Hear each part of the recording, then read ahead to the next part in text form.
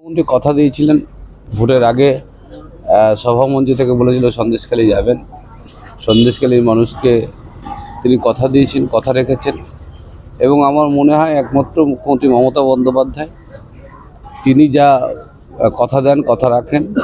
আমরা খুশি হয়েছি সন্দেশখালীর মানুষ, যে আমাদের দীর্ঘদিনের দাবি ছিল যে সন্দেশখালীর এই অপপ্রচার, সন্দেশখালী নিয়ে বিজেপির চক্রান্ত, সব মিলিয়ে মুখ্যমন্ত্রী যে ভালো উদ্যোগগুলো নিয়েছিলেন সেই উদ্যোগগুলো অনেক মিডিয়ায় দেখায়নি।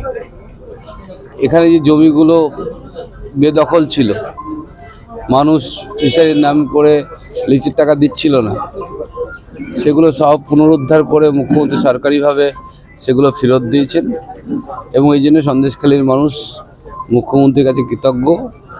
আমরাও মুখ্যমন্ত্রীকে ধন্যবাদ জানাবো যে তিনি কথা দিয়েছিলেন সন্দেশখালী আসবেন, কথা রেখেছেন।